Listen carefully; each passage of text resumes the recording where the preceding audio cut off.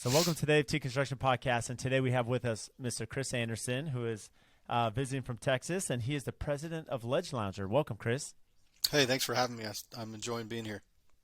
Yeah, well, we're excited to have you, and I guess to start off, before we get into the conversation of business, which we love, Ledge Lounger itself, for those listening, what is it? Wow, that's lesson number one on the business front here. So, we kind of paint a little bit of a picture.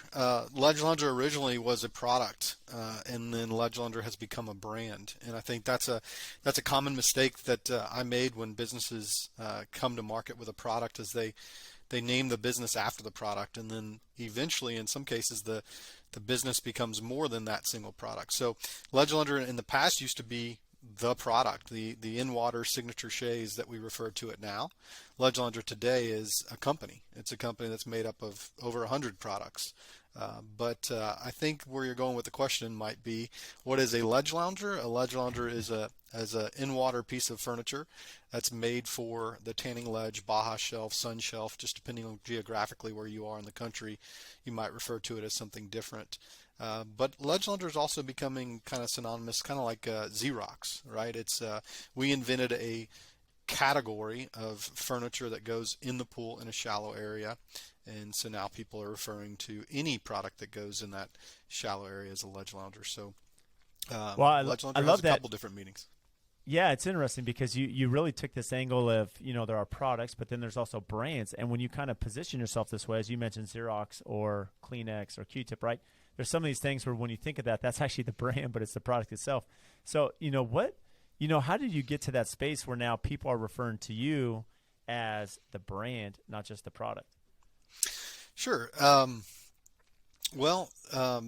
one, it takes quite a bit of marketing, quite a bit of branding. So, there's one thing to, put an ad out there with your product on it or promote your product, but there's another thing to show customers some emotional feel of what it's like to use it. And I think that's one thing that we've really been focusing on over the last 5 years is how do we dial into our consumer and think about what makes our product the hero product to the customer? What is the problem the customer has that they're trying to solve by buying our product? Number one, it's obviously they've got the space that they want to fill out. But number two, they want to be able to go relax in their backyard space. They want to have a cool pool when their friends come over to see something that they've maybe never seen before. So it's really dialing deep into what the customer expects and wants out of our product, and then connecting with them emotionally through our marketing.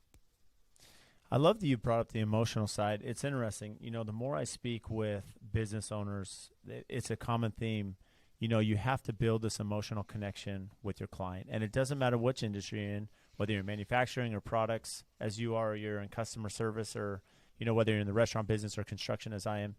And I've given this a lot of thought, and this is something internally we've spoken a lot about with our team because, I have some customers that definitely feel, hey, AFT is saving marriages one house at a time, right? They have this emotional connection, right? It's a stressful process to build a house. It is. And yet It is. I have another client that I've been working through, and there's been a disconnect for whatever reason, and they've been, frustrated, and part of that is that emotional connection. What did we miss, through that process? And so, there's a big part of that for the emotional connection, as people see Ledge Lounger and they see that product either at a friend's house they visit or a commercial project, and they're like, I want this. I want part of that. And then there's also the performance side to make sure that you're keeping up on manufacturing and commitments and, the product will last, the warranty side, right? These all go hand in hand with what you're doing. That's right. Absolutely, man. In these challenging times over the last couple of years, it's been even harder, right? I mean, we certainly want to set an expectation that we're going to be able to, over deliver, under promise, over deliver kind of situation, right? But supply chain over the last couple of years, especially this year, has been very tough. So but it's how you react, and you bring up a great point. So number one, it's yes, connect the product to the consumer, but number two is follow up on the back end, and it's how you react. And for example, right now, right, we're there've been some labor shortages, so we really have missed a few deadlines for some clients for some lead times. But we pick up the phone ahead of time. We reach out to them. We try and let them know that their product's going to be a little bit late, as opposed to wait. So communication is so critical in what you're describing for the process to go smoothly and for somebody to be ultimately happy in the end with the brand. And then it's the follow-up after. The follow-up after the job's done. If they call you and they have a problem, how are you going to take care of it? I think so many people are on to the next sale. Whereas, we really focus on our customer service. We actually have pulled customer service out of our sales department, put it into our operations department. And that's really, really helped a lot, because they know firsthand what's going on with the product, and they can solve it a lot faster than a sales team that just wants to move on and sell the next project.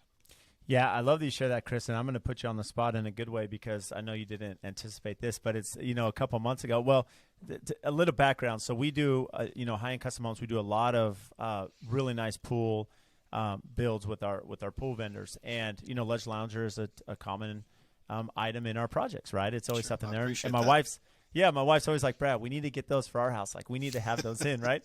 So I was dragging my feet, and here we are. Coming to the summer season, my kids love to swim, and I'm like, we got to get these orders. So I purchased a few of the Ledge Loungers, for our pool. And right now in the crunch, here's COVID time. Everyone's dealing with manufacturing and delays and shipping. We all understand what the common theme is right now. And it was amazing, as I contacted customer support, just say, hey, do you have an idea? ETA? They were super responsive within 1 hour. All the information, when it would come, and just delivered. It was just amazing that in this crunch time of summer, when everyone wants it, that you guys delivered. And I think that's really important, that it is what you're speaking about is really happening through the channels. Well, I appreciate it, and that's certainly who we want to be. Now, does that always happen? No. Occasionally, you do have a couple emails that slip through, or phone calls that don't get returned, just because the sense of chaos or the busyness. But we do our absolute best, and if at any point in time somebody is not being communicated to, we ask them to show us a little bit of grace, because we're not doing it on purpose. We're not a fly-by-night business. We're here. We're going to take care of you, and we care about our customers, every single one of them. So it's interesting. As a big company that you are, and as you're working with so many different product lines, and you're dealing with small companies, you're dealing with large companies, large vendors, so how does that training happen in-house? Like, how are you facilitating the culture there so that people understand how they should be communicating with the end customer? Sure. Well, I think it's setting the expectations, number one, right? I think that's on all fronts. When you're a business owner, you need to set the expectations with your customer. When you set the expectation with your team, with your employees, with your team members, letting our team members know what to expect, what we expect, and then also scorecards to hold them accountable. That's one thing that we've really focused on recently is getting scorecards up on the walls around every department, saying, hey, look, this is this is your goal, this is what's expected of you, and this is real time what's actually happening, and reviewing what's actually happening on a weekly basis, even daily basis, with our team members, right, to ensure that they're staying on track. But I think one of the biggest questions that I've always focused on in these best places to work surveys is, do you know what's expected of you as an employee at this company, right? And do you know where you stand and how good of a job you're doing, how your performance, do you know where you stand in performance with this company? When we first started these surveys for these best places to work, of which we have not gotten on one yet, and we're trying hard, not because we care about the reward or the plaque, but because we know by winning a best places to work, we're going to have a great culture and a great environment. So that's just our goal, but the outcome of that means we're going to have a great place to work. My point is, though, and I'm kind of getting off on a tangent here, my point is, though, is setting the expectation and then showing them where they're at in relationship to the expectation, right? Holding people accountable in that way is proving to be very successful. And I love that you brought that up, Chris. And again, this is so important, because every successful company culture of any company that I've networked with, the common theme is two things, right? They say that all the employees have to have clear expectations of what their role is. They need to understand, they have to be accountable, or at least understand how they're performing. And then number two, they have to believe in the product, right? They have to believe in what they're doing. And it's interesting. A lot of us think, well, to build a company culture, I need to have high pay for everyone, or I need to have a gym in my office so they can work out in between break time or whatever. And not that those things aren't important. And we all are working, right? We come to work so that we can provide for ourselves and our family, and work hard, play hard, right? There's value, but the two core things are, as what you mentioned. They have to understand expectations, and then they have to be accountable to those and believe in what they're doing. And if you can understand that as a business owner, that now gives them the lanes that they can be successful and understand their role. Mm-hmm. Very true. Well, it's Absolutely. interesting. So, yeah. So, how did you get in the outdoor furniture space, Chris? I mean, this, this is a very, I don't want to say niche space, but it's an important space. So, how did that come to fruition? Yeah, so a bit of a story here, and I'll try and make it as short and sweet as I can. My father's been in the swimming pool industry for, I mean, hell, since I was born. My parents were divorced. He had us on the weekends. I'd literally be digging ditches on pool sites. He followed some high-end home builders that used him on their projects. So we were always around new construction. We were always around new homes. I was around pools growing up. Swore to myself that I'd never get into this business, the pool industry business, or the pool building business, just because to me it was digging ditches, right? It wasn't what I later found out to be awesome about the industry. So went off to college, got my degree at LSU, got into advertising and marketing, went to work for Dallas Morning News, left there, went up to Nebraska for some business development opportunity up there, and quickly realized that I wanted to own my own business one day. I didn't really love working in these corporate environments, and shot back to Houston and worked with my dad kind of back in 2007, 2008. Quickly found a love and passion towards designing these outdoor spaces and selling outdoor spaces. My father really got to focus on the construction side after I joined, and I really focused on the sales and design side. So we kind of took our average pool from about $70,000 to about $250,000 a project.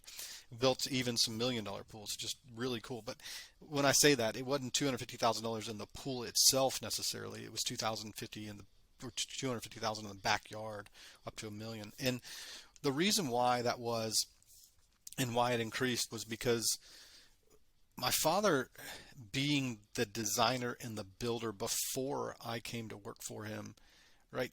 He'd work all day in the field. He'd get home and he'd have some designs to do.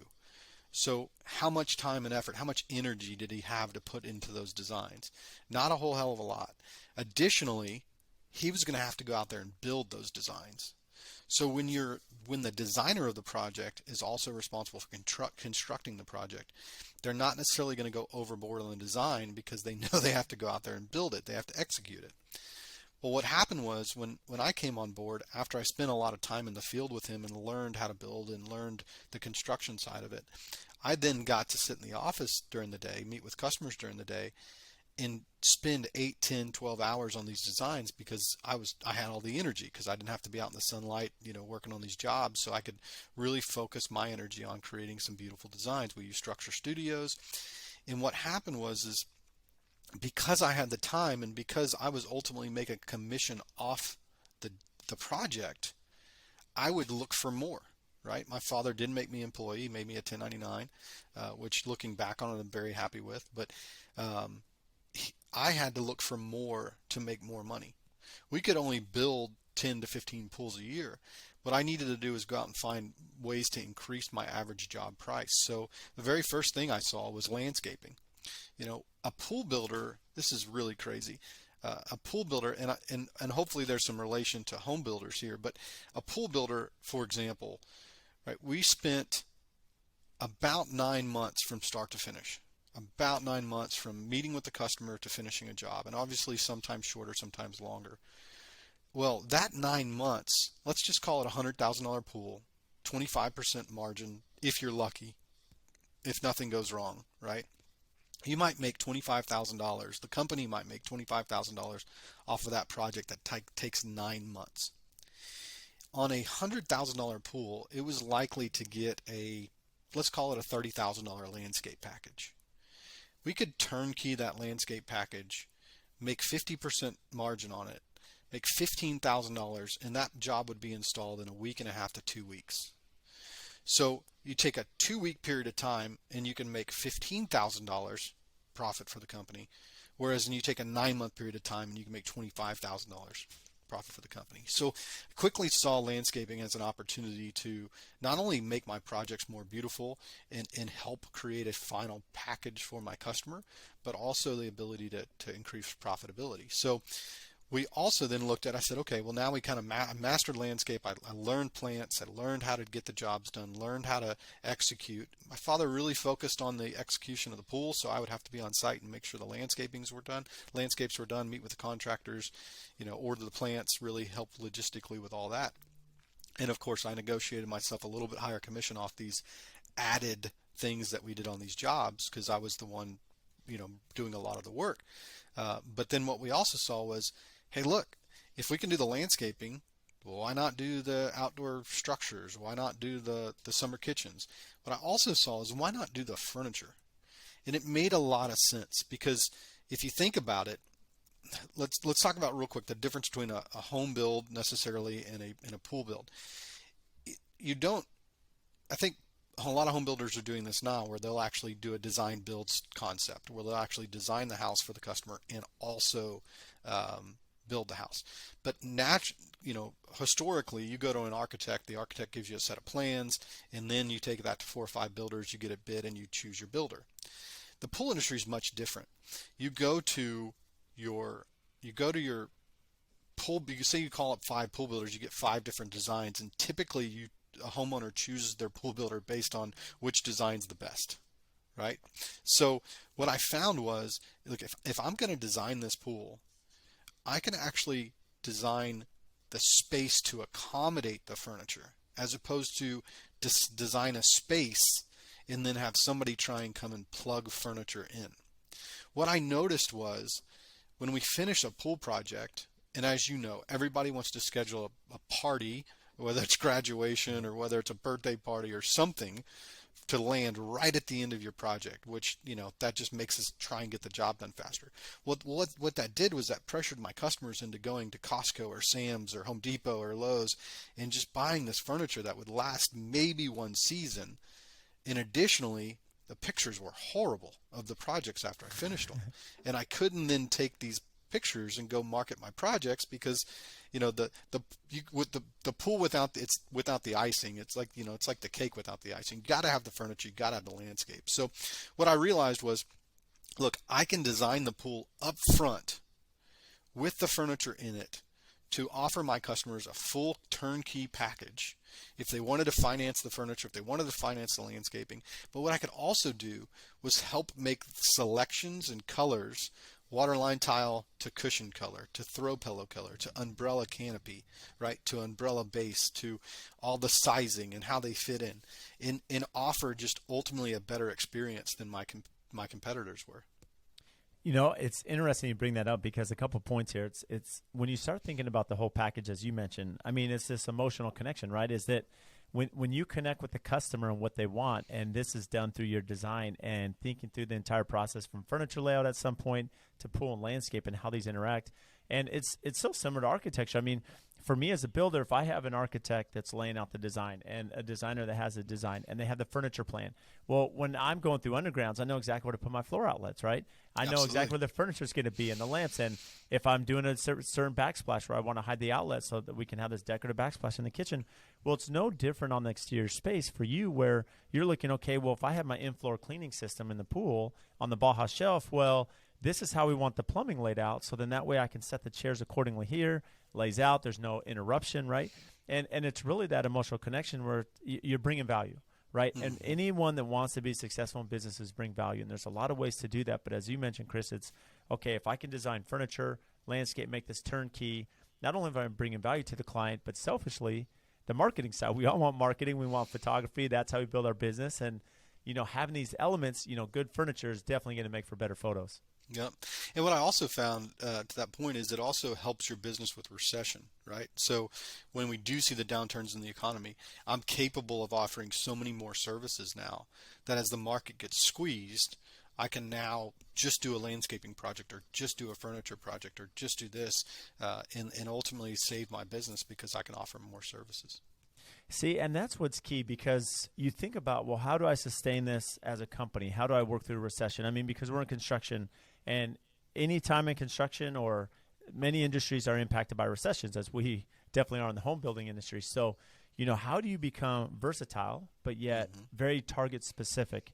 And in essence, you can still do both, which is what you've done. You can still be specific into the pool side, but you're diversified and you have versatility in all these different avenues, right? And That's it's right. really, as you mentioned, you're creating elbow space. It's, Yep. okay, well, I had the pool, but how can I upgrade the pool? How can I upgrade the landscape? How can I do the furniture? Well, this is elbow room now where you're providing value, but also creating margin and different opportunities for different corners of your business. Yep. And it's so critical. I mean, you got to stick with the core, right? You got to stick with what gets you there. And in my case, in the past, that was the pool. It got us into the backyard. But what else can I do in this space, right? And I think that was a big focus on the business.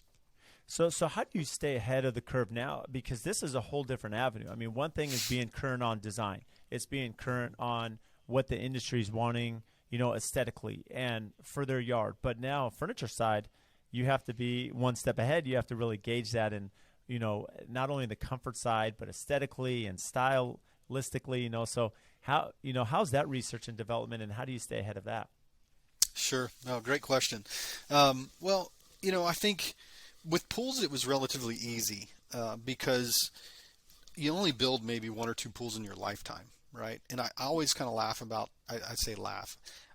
In the beginning, I couldn't figure out. It's like, why is the swimming pool industry not very innovative? Well, it's that for that exact reason, right? You're only going to build one or two pools in your lifetime. So an LED color light is the coolest thing. It was the coolest thing 10 years ago to the guy that was building the pool 10 years ago, and it's the coolest thing now to the guy that's building the pool now because it's the first time. Like, whereas if you want to buy a car, you're going to buy a car every 3 years, so the car better be better. It should be better this time when I purchased than it was 3 years ago, and over and over and over. So innovation is so key. Home building and pool building construction, it's not the same because people they're not reoccurring that purchase over and over and over. So it was different then. Now when it comes to the furniture business, the cycle is not every 3 years. I think people are changing their furniture maybe every 5 years. So you do have to innovate. But we focused a little bit more on the durability aspect in really truly the usability. Like, what do I need in this space in this time, right? Do I need a place to store my kids' toys? Do I need a place to put a TV on a credenza mount in the backyard so I don't have to hang it on the wall? Like, more usability, I think, is our core focus. The style will come.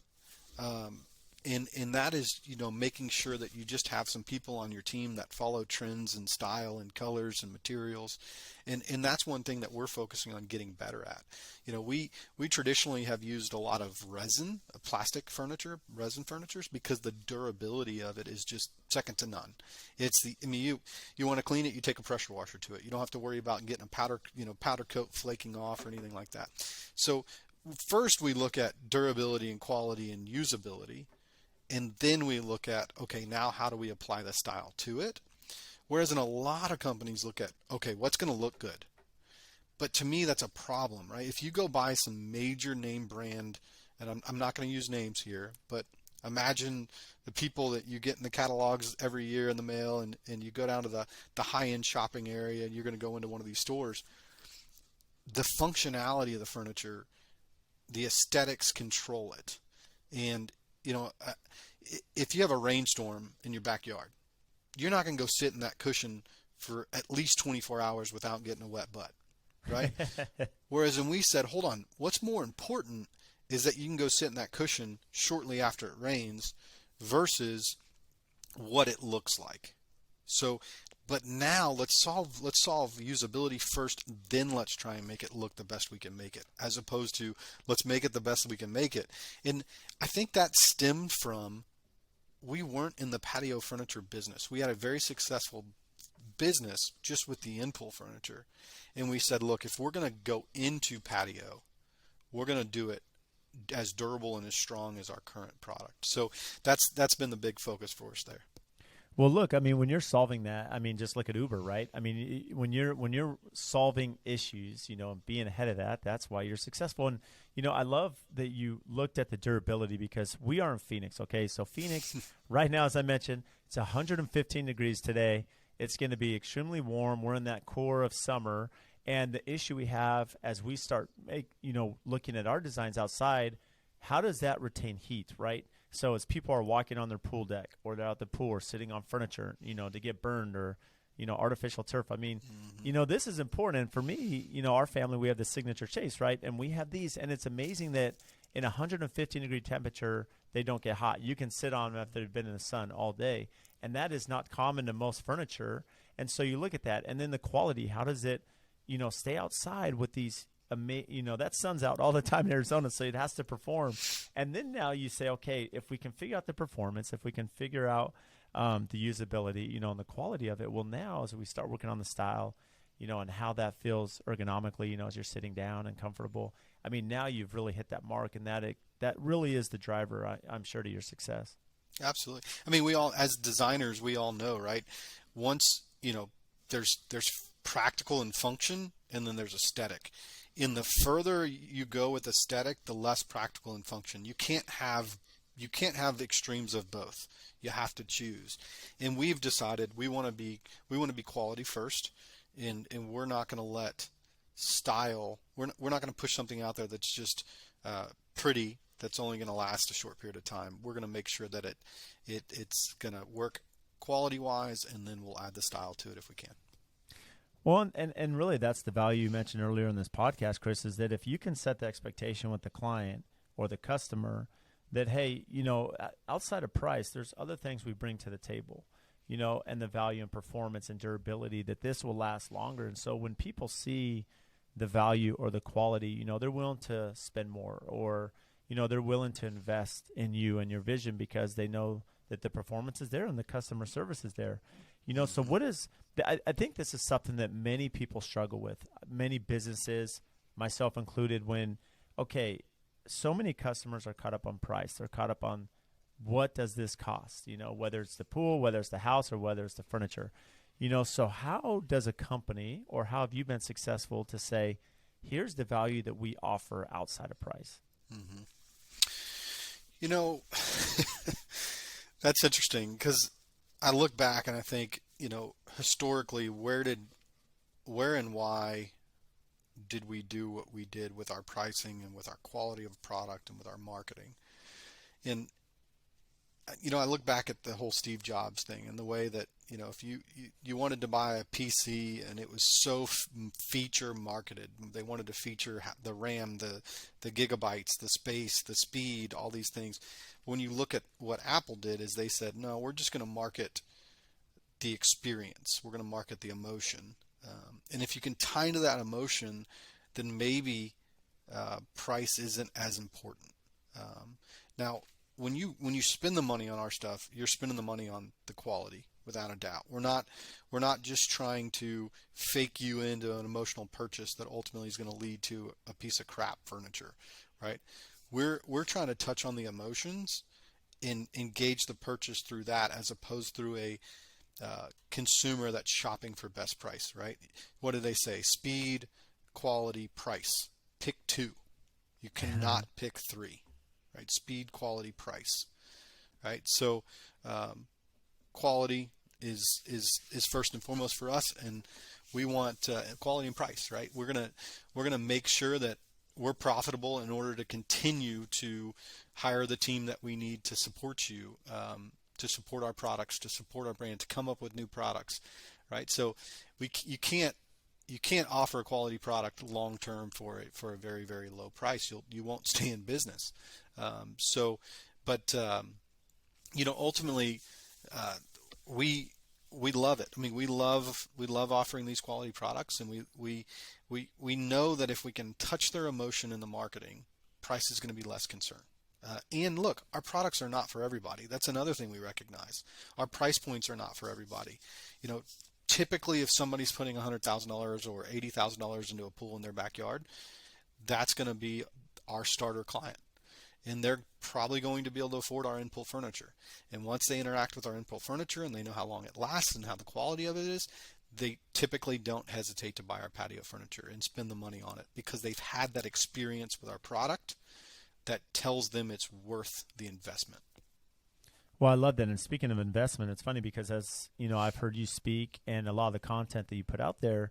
I mean, one thing you're big on, Chris, is you say investment in knowledge. You know, the importance you have to invest in knowledge and understanding your market, understanding your product, understanding the consumer, understanding the knowledge in the industry. I mean, this is really what brings value and what makes you successful, to understand your business plan and how you can really make quality and price the two drivers of your company. You know, so where did that come from? You know, it came from being in the pool industry. I mean, I think, I've always kind of been an entrepreneur at heart. Had business, everything from pulling the wagon around the neighborhood, washing cars to literally, taught people how to shoot shotguns. I was love sporting clays and sports shooting. I've always kind of been an entrepreneur at heart, but I think really what it was number one, it was working with customers to place advertising to try and draw business to their or customers to their businesses when I was in the marketing business in Dallas Morning News. But then number two, it was when I was in the backyard working with these consumers, experiencing construction's hard, right? I mean, you get it as a home builder. It's like we make as construction general contractors, we make commitments to our customers all day long that ultimately we don't have control over. Right? We hope our one of our subcontractors is going to show up on time tomorrow because he told us he was.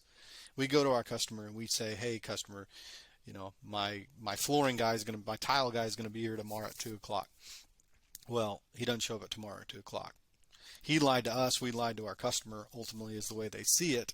Whereas maybe his truck broke down, or maybe this or that. So understanding commitments and how to set expectations, I think that's where I really learned, how to set an expectation that you're not in control of with the customer, and make sure you're not promising things that you can't promise because you're not in control of, and then always kind of having backup plans because things will go wrong, and then how you finish the job. I would always tell my customers when I was in the pool business, we're judged based on how you feel at the end of the project.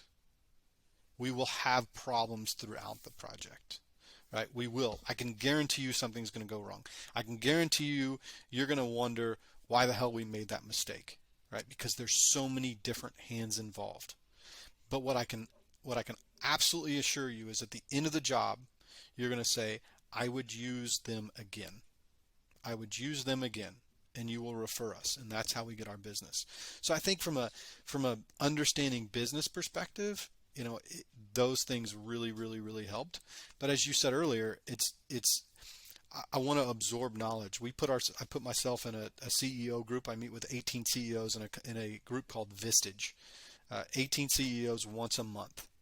And it is so valuable because I listen to all the problems these other businesses are having. We help solve their problems. They listen to problems my business is having. We help solve the problems. This is where you think about work on your business and not in your business, right? You work in your business all the time. Step away from it and work on it. Get out of it and think about it. Those are critical things. And Vistage has really helped me do that one day a month, where I can just sit down with some colleague or some friends, some other business owners, and talk through our problems and solve issues.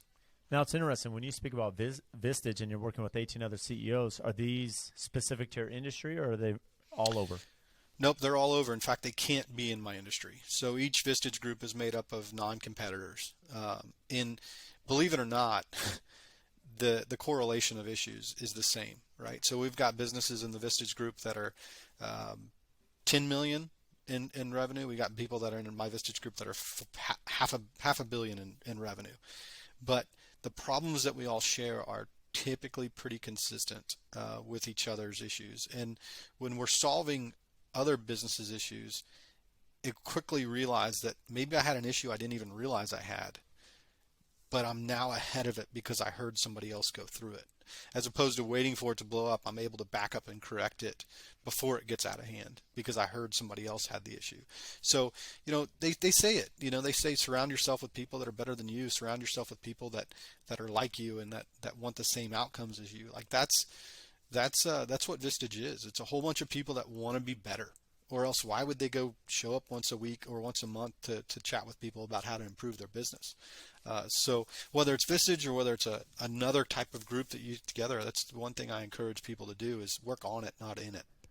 Well, and really that's the key, Chris. I mean, if you're thinking how can you better your business, you have to work on your business. And the opportunity to network with other professionals that are inside and outside your industry are key. We're similar. I always try to find time to network with people outside of my industry, and understand what they're dealing with from manufacturing and product and customer service, as well as, I'm in a Builder 20 group, which is a group of 20 builders across the country. We don't compete, but we meet twice a year and we, together we consult each other and we figure out how we can be better business owners. And really it comes down to what you mentioned earlier is that self, audit, that knowledge, right? As you sit there and say, okay, as we're setting expectations with the customer, where do we fail on this last transaction? Where do we fail on this last project? And as we document those failures, well, now as a team, we can figure out, okay, how can we solve this? How can we set this expectation in the sales process or in the business development process? So then when we're sitting down with the customer, yeah, we're not going to set the expectation perfectly and create every pitfall, but here's 5 or 6 that we've had recently, and here's how we can get around them, especially with COVID, because now COVID's changed all of our businesses, right? I mean, manufacturing and inflation and cost. I mean, this is really changing by the day that we're trying to work around. So, from your side, Chris, how has, just this last year and a half changed the forecast of your business from manufacturing and supply chain and cost, to manage that aspect? Man, I mean, we got to unpack that question. That's a really big question. How has it changed my business? In so many ways, right? How is the backyard being used differently? Right? It's not. It's not. It's just being used more often, right? So what ultimately does that mean? That means people are spending more time in their space, in their backyards. They're realizing they need more things, right? They're realizing they want to create a better space to entertain because I'm going to spend more time in it. If you spend an hour in a space a week, you don't really care the conveniences and amenities because you're not in it very often, right? But if you spend 10 hours in a space a week, you all of a sudden want to make it more comfortable. You want to make it more enjoyable. You want to make it, something that you can entertain in. We want to do so much more with it. And I think that's what we're seeing.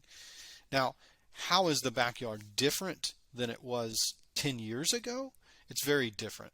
Swimming pools used to be deep bodies of water with diving boards. Whereas they're much more now a social place, shallower bodies of water, tanning ledges, shallow areas, lots of benches, lots of, more shade opportunities there, much more of a relaxation as opposed to a deep body of water, right? So the backyard has changed. The way we're using it has changed in that sense, but has it changed over COVID, the way we're using it? No, we're just using it a lot more. So now what we have to do is we have to obviously supply the demand. We have to keep up with the demand. Well, it's very, very, very hard when we created a segment, right? There was no in-pool furniture segment before Ledge Lounger existed. Sure, did people pull furniture onto tanning ledges? Sure. But was it ever widely promoted in a way that the consumer knew, hey, we can pull our furniture onto this ledge and it's going to be durable and it's going to last? No, right? We created that. So typically businesses grow 5-10% year over year, 20% year over year, and they're really, really happy with that. And I think that's awesome. It's very good because you have market research, you have market data, you know how big the market is, you know what you can do. I can tell you, there is not one study that exists in the swimming pool industry that will tell you how many pools have tanning ledges. It doesn't exist, right? So we either have to spend the money to go do the research and do the data ourselves, or we're just putting our finger up in the wind and trying to gauge where it's going, right? So how big is the market of tanning ledges? Now we know how many pools are built a year, but we have to be able to predict, in order to keep up with demand, we have to be able to predict what that demand is going to be. Ledgelander has grown 100% year over year, right? Which is 5, 6 times more, 10 times more than the average businesses grow. But yet, we also have to be cautious about when are we going to start hitting that market share level where business is not going to continue to grow, because if you always assume you're going to grow 100%, there's going to be some point in time where you've overspent from an investment perspective and you're going to really hang yourself to dry. So it's a very fine balance. Now, what you do, what we've done, and what my COO Dylan's done such a great job of, is on-demand supply chain as opposed to inventory-based supply chain, right? We are 100, well, I say 100%. We're 99% manufactured in the U.S. We don't have to carry 10 boatloads of inventory coming over from China in a warehouse to ensure that we're going to be able to meet demand. We have to add maybe some more tooling to ensure that we're going to be able to keep up. But it's a different type of supply chain. It's a very unorthodox type of supply chain. It's just-in-time inventory management as opposed to stocking a warehouse. So we've had to do that. Now, how COVID has changed it is rapid growth. We were growing at 100%. Now, look, it's easy when you're a $2 million business to grow 100%, right? Because you're adding another $2 million. But when you're a 50 million, let's call it a $25 million business, to add $25 million in sales is very, very, very hard to do. It takes a totally different infrastructure, right? So how do you create nimble infrastructure that can change on a fly and change on demand? How do you hire a staff of people that are open to change, that aren't stuck in their ways? How do you do all these things? And that's been a challenge of ours, but at the same time, it's been something we've now been doing for 8 years, that we have the team in place that understands how to maneuver in a high growth pace area. So, it's very, very hard to unpack that question because there's so many different directions I can go with it, from supply chain to even sales team size, right? Marketing team size. One thing we did was and since the beginning, we brought a lot of our capabilities in-house. And I've always been a big proponent of that. So we have a full marketing staff in-house. We have a full sales staff in-house. We have an HR staff in-house, accounting staff in-house. Most businesses back in the day, when we were a smaller business that size, would have outsourced a lot of those things. The problem with outsourcing is you don't get the 40-hour-a-week attention to your business. Mm-hmm. I would rather go hire a marketing graduate that's going to focus on my business 40 hours, 60 hours a week, and pay them $5,000 a month, versus hiring a marketing agency that's an expert in marketing and pay them $5,000 for 5 hours. Because I know that somebody working on my business 40 to 60 hours a week is going to understand it at a much deeper level if they're participating in it all this time versus outsourcing it. So we've been a big proponent on doing that internally, and I think that's what's helped us through these hard times, this COVID time, is we have a bunch of people in our business that understand our business, as opposed to a bunch of outsourced companies that work for us, 5 hours a week. So a lot of different aspects there. Hopefully that helps, but there's a lot of different components to what you just asked. Well, it's interesting. I love understanding the complications of every business, right? And what they have to deal with, because it gives us better understanding from our perspective, how we can be a good partner and facilitate that. When you start thinking about COVID, there's no doubt that with people at home, and that's really a lot of the boom we're dealing with on a national level, is people are confined to their house, whether they're working from home or, health reasons, and COVID concerns. And so spending more time at home, well, they may need an office for their kids, to do homework and work from home, or they may want to spend more time outside, so they're getting that physical activity. And as you mentioned, people are utilizing their pool, they're using their outdoor. And so understanding that aspect is really important in that knowledge side. But when you speak about manufacturing, the benefit you have, as you mentioned, is you guys are manufacturing on demand, right? You're American made, you're doing everything here. And so you're not trying to gauge inventory, but there still are major complications as business grows, as you've seen, and people have a demand for your product. Well, you still have, a certain amount of assembly, right? That you can put this together and get the product that you need to put everything together. Right. And that's really the hard part to gauge is as you're trying to say, well, we don't want to produce too much or grow too fast because we may hit that level where it slows down and now we're overstaffed. hmm No, that's right. I mean, it's not only, even if you are American made, right? There's still hiccups in the supply chain of this piece or that piece or this piece. When you see a problem, don't wait for it to fester. Solve it, right? For example, we have threaded plugs that go in the bottom of our product. And the threaded plug is so critical because if you try and use a push-in plug, every time you sit down on that product, water will come out of the hole.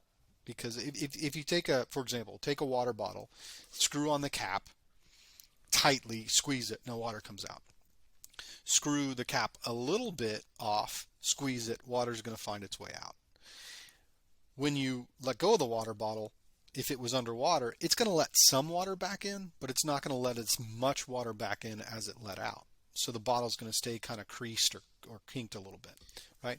So what we figured was what we saw in the beginning of our product was people would sit on our chair, water would come out of it because it was a push-in plug. It was not a threaded plug. It did not create a tight seal. So we said, look, we've got to go get these spin welds. So we actually patented the process of the utility patent of utilizing the threaded plug to maintain water in the chair higher than in the pool. So this threaded plug is so critical to our product and the success of our product. If we don't have it, if you use a push-in plug and you do a cannonball next to the tanning ledge, the chair moves 9 inches.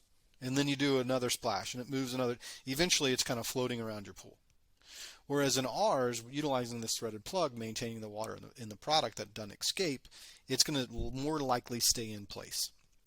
Now, what we find was the supply chain was, for these threaded plugs, was not used to the demand that our product was putting on it. They weren't making, the industry was not making tens of thousands of these plugs kind of thing. And so we needed them. So what we did was we said, look, instead of just saying, oh man, we got a problem, let's place an order and let's get it, we just went and made our own mold for these plugs. So now we're in control of the supply as opposed to relying on a whole bunch of other people. And that's exactly kind of what I'm talking about in the sense of hiring team members as opposed to outsourcing. The more you outsource, the more other people can control you versus you controlling it. So now by us owning a mold for this threaded plug, we can manufacture as many as we need on demand. So yes, we still outsource the actual manufacturing of that plug, but we own the tool and we can get the tool to the company that can make it for us. So as opposed to just relying on the supply chain. So again, identifying the problems, hopefully before they come too big of an issue, and solving them, jumping on it and solving it as opposed to letting it fester. I think too many times people don't prioritize some of those issues and they just let them go on until it creates a really bad scenario for them. Well, it's interesting because, as you mentioned, when you start thinking about identifying the problem and then solving it, I mean, it sounds simple, but it's much more complex and complicated than it may seem. And as you mentioned, trying to come up with a patent and getting this patent, and then, okay, let's control manufacturing. Let's, we have our own mold. We can make these ourselves. Well, you're solving all these issues, which is super key. And one thing that's also important to solve is not only the internal side as you're thinking about manufacturing, but also the creative side. Your background's design, Chris. I mean, this is what you did. And so what's key for any good designer, if they're using CAD or SketchUp or Chief Architect, I mean, whatever they're doing for their automation, well, one thing is I can design this beautiful pool and we can do this video tour at night and we can do it in the morning and what it's going to look like. And here's your landscape. But they also need icons, or they need, the CAD features of Ledge Lounger, where they can actually put the Ledge Lounger product in the pool or around the pool, the furniture side. So, how does that integration come to fruition where, okay, we need to get all of our CAD information and all of our logos and product info and pictures, if you will. So then that way these designers can start using it, which is a huge part of the sales process. So that's one thing we recognized pretty early, just because of my background, was number one, we needed to get our products in Structure Studio. Structure Studio is the 3D software that probably 90% of pool designers use because it's such a great software. Structure Studio's done an incredible job. It's called Pool Studio by Structure Studios. So we've been in that very, very, very early on.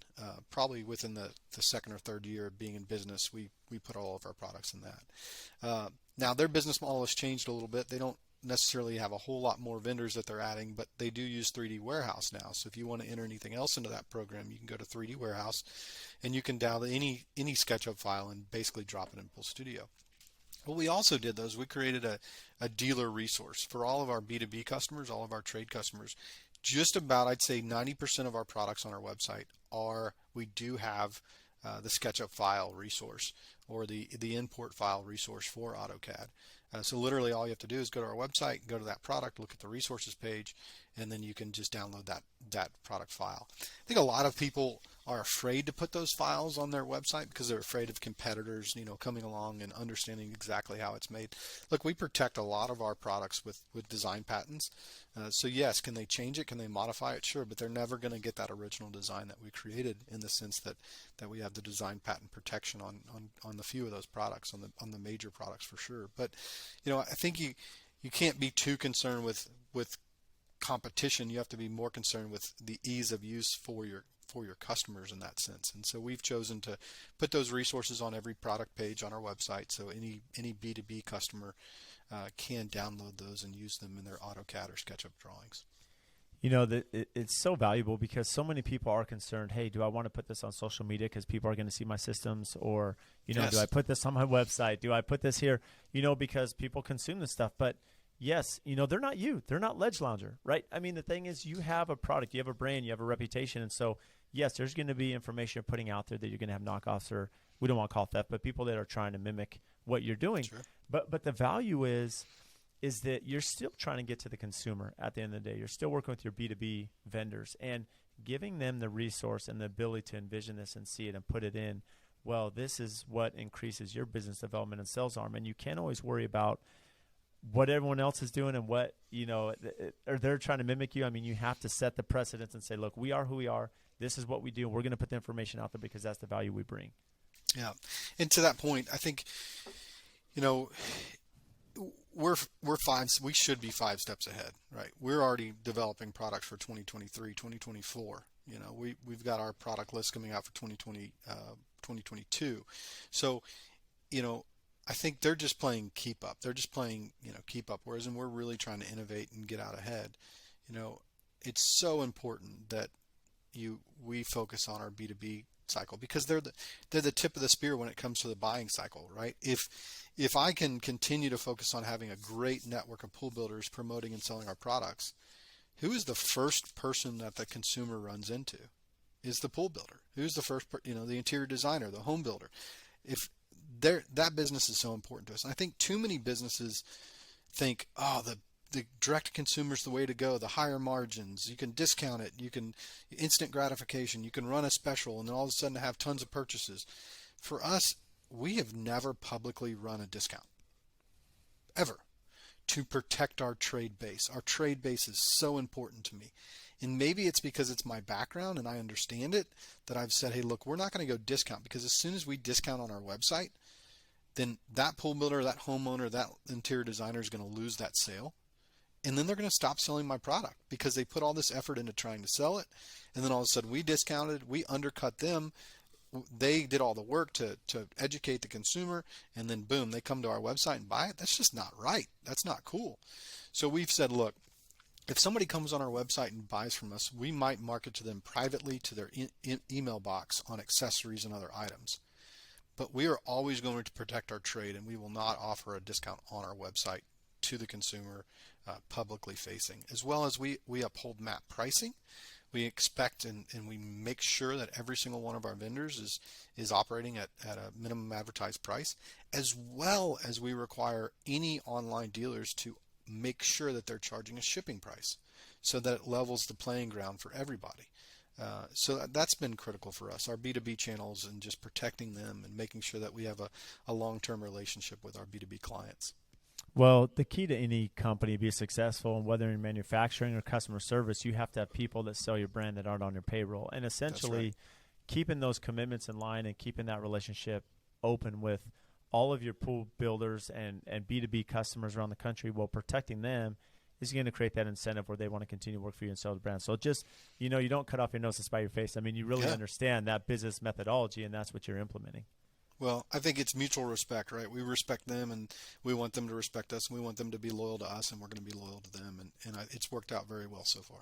So what's your personal favorite piece of the Ledge Lounger line? It changes all the time.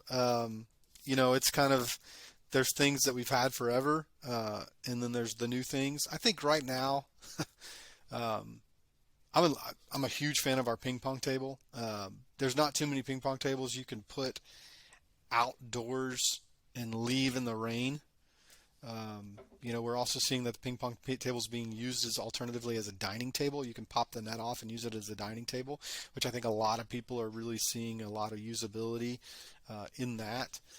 So I'm really, really happy with that. We actually made our own paddles too. I mean, it would have been easy to just go source some paddles, but we made our paddles out of the same HDPE the table's made out of. So you can leave the paddles out in the rain as well, and they're not going to be destroyed. So I'm really, really excited about that. Our credenza is pretty cool. Our Echo Sunbed, I'm really, really passionate about. We released it last year, but we haven't really started promoting it yet. And so I'm really loving the sunbed kind of look and feel of, kind of, again, bringing that resort to the backyard. I think so many homeowners want their pool to look like the W Hotel down the road. And it's amazing how furniture can help accomplish that. Just these daybed, sunbed type looks and feels can really, really enhance a space. And they're reasonable. I mean, look, if you go online and you try and buy a credenza, or excuse me, a cabana sunbed type thing, you can spend upwards of $10,000. You can get them on our website for the $3,000 range, which sounds expensive, but for the quality of what you're getting, it's really not. So I like the daybeds. I like the sunbeds, the ping pong tables. You're gonna see some really. I can't get there yet, but can't announce it yet. But in 2022, we're gonna be bringing some updated designs to some of our original product that we've had forever. But just kind of creating a version 2, if you will, of some of the original stuff that maybe just kind of freshen it up a little bit, but at the same time maintain kind of the classic style that's made us so popular. So. Excited about that. I am too, and it's funny because earlier in the conversation you mentioned that people are using their backyard differently. As it's changed, it's shallower pools. People are outside. They're entertaining. They have shade structures. They're in there having a drink and relaxing on the bench, and that's really where, when you start thinking as the W or the Four Seasons or that kind of that feel, that's what you've done is these backyard spaces. From the day beds and the chases and, the bar stools in the pool. I mean, just the ping pong table. I mean, these are things that really the amenities that we're looking for. And it's just amazing, that innovation. And I'm super excited to see what you have upcoming next. And can't thank you enough, Chris, for everything you shared, just your business insight and acumen, and really helping us understand the little things we can do, to gain that knowledge to better our business. And so, for those listening, how can they find you and learn more about Ledge Lounger? Sure. I think the easy thing is just come to our website, ledgeloungers.com. I think it's also ledgelounger.com. Instagram's a great place to follow us. We're really, really heavy on the Instagram channel. We really keep it updated and utilize the stories as well as the pictures quite a bit there. So definitely follow us there, and you can stay in tune to what's going on. And look, Brad, thank you so much for having me. I'm just so grateful for the time here and love sharing our story. And if there's any B2B people out there that want to reach out and ask questions or help or even give advice or input, we're always open to it. So please feel free to reach out. And I can assure you will not be disappointed. So thanks again, Chris. Hey, thank you. Have a great day.